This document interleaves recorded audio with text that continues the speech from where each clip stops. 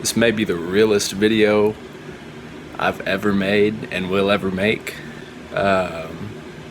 Yesterday I watched a video on the Logan Paul podcast. For some reason I was drawn to this one because I don't even remember how I kind of stumbled upon it, and he was talking about, I think I watched the vlog, the Jake and Logan little videos they've been doing, and they talked about, Logan talked about having his buddy Dwarf Mamba on there, talking about video game addiction and just stuff like that, what they've been going through. Evan was our guest, my roommate, Evan Dwarf Mamba. He cried, bro, and I almost cried. It was the deepest podcast ever. Why? It was like an intervention. We've sort of just grown apart, and he had an intervention because he is addicted to video games, but he's working on it, bro. He's been awesome. Today, he was in the gym getting it. Yeah. He threw out his PlayStation. And man, I was really interested because, I've always liked playing video games, probably sometimes a little too much.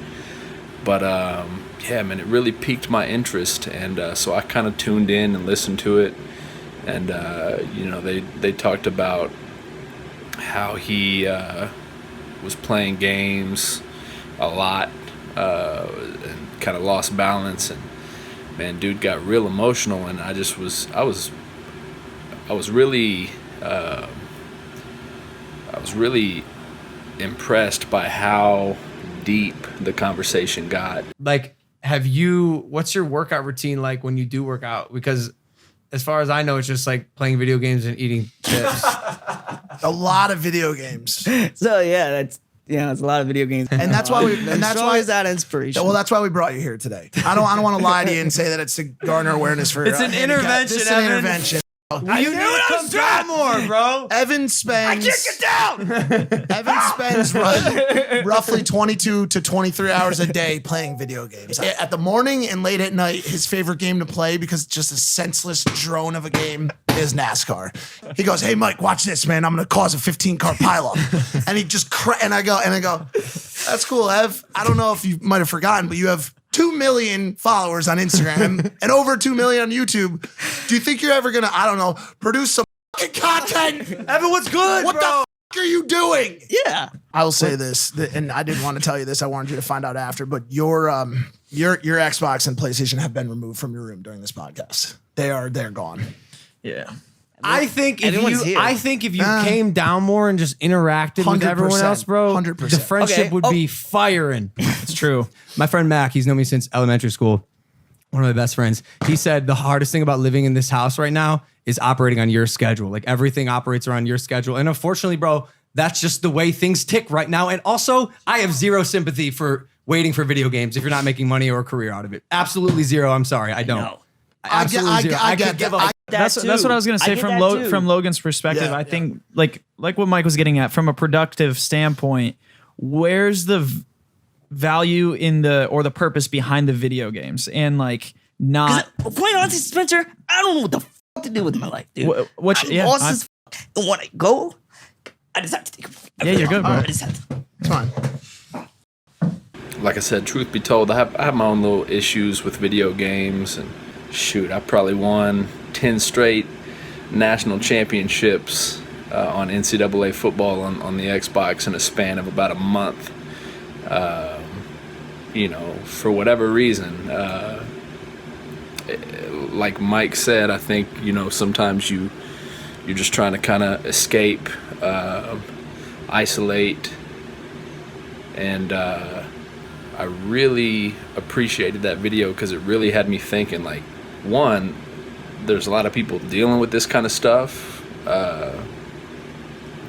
but two, like, when we isolate, we really do cut ourselves off from the world and, like, any kind of influence that we could have. And so, I know there's gamers nowadays who do the Twitch stuff and make money and everything, but a majority of people who spend a lot of time playing video games, they're not making that kind of a job out of it.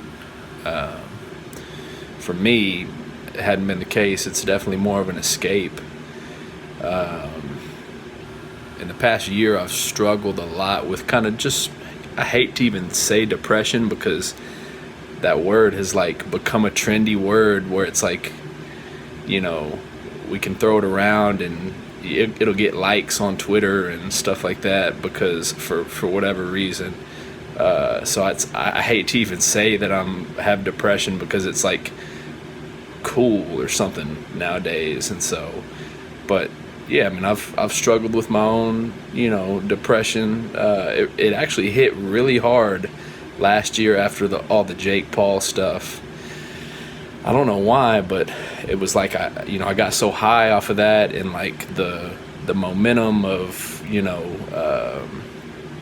I was like, oh man, like this is my moment. This is my time to make it as far as like a creator and that kind of thing. But ended up just kind of spinning my wheels and it didn't come naturally.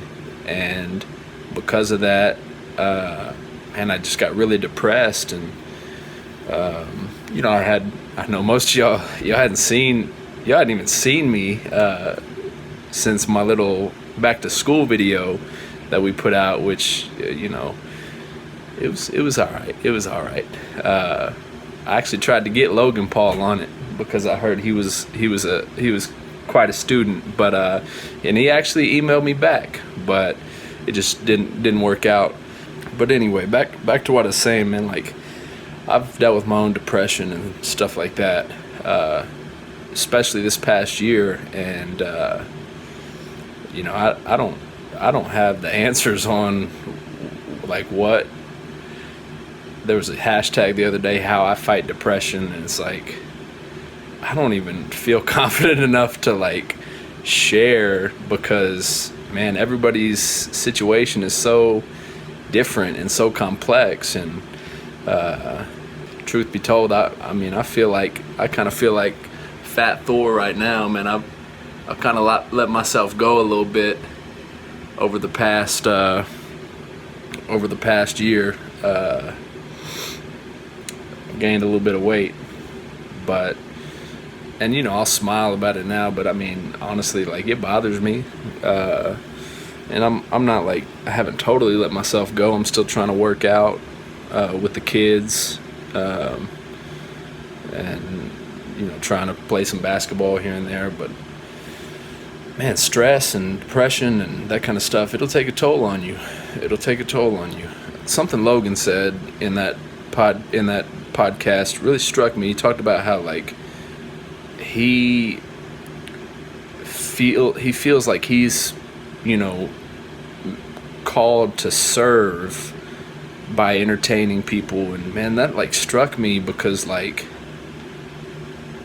I feel like being a servant and focusing on other people is probably one of the things that can help me fight depression the most, because it's not about me whenever I'm, you know, putting certain videos out and stuff like that. Even this video is ultimately not about me. It's about all of you who have been leaving comments talking about, you know, when you're gonna put something out again, and just the love and the positivity. And with a video I put out a year ago, I feel like when I'm playing video games and trying to escape, it's selfish, and I don't mean that in a harsh way. Like, it just is. Like, you know, I'm not a money-making Twitch streamer, so like me playing video games, it's about me escaping, which I think is good, but it's like it doesn't necessarily get me out of the depression. And so that's one of the great things about teaching. When I'm teaching throughout the school year, and it's one of the reasons summer is so difficult, because it's, you know, I'm not around the kids as much. I still get to see them through summer workouts and summer sports, but during the school year, you know, I get paid to to help kids, to serve kids. Like, my job is being a servant to these kids.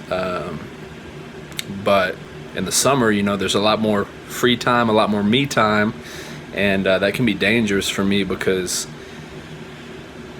I just use it to escape, you know, kind of the mundane anxiety that all of us kind of face at some level.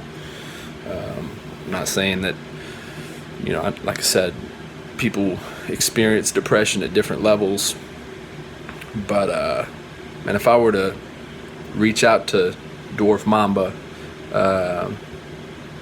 Evan, man, I would just say, you know, I appreciate you being as real as you were,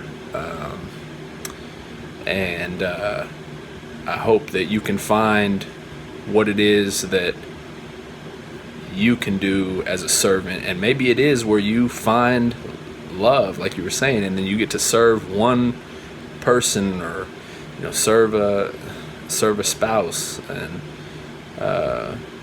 maybe it's that for you, which is, man, that's, whether it's 1 or 1 million, if you're being a servant, I feel like that is one of the greatest antidepressants.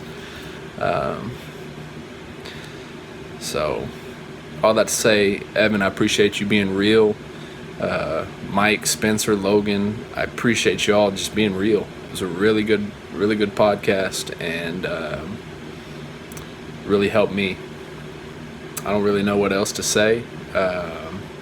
Hopefully this is the beginning of, you know, me getting a little bit of wind behind my sails to put stuff out. If so, then I want to thank you guys for, you know, being the wind behind my sail. Man, that was sounded kind of cheesy. Anyway, this is me just checking in. Appreciate all the love, all the comments. Yeah. I just want to clarify too, when I talk about not liking how depression is getting thrown around on the internet and stuff. I say that cautiously because I do appreciate the awareness and people not feeling like they're alone, and people feeling, not feeling like they're the only ones dealing with certain stuff. So while I don't necessarily like using it as kind of a trendy way to get attention, I do appreciate the awareness, people pushing, just sharing their own experiences with it, and because maybe that can help other people. So just felt like I needed to add that. Peace.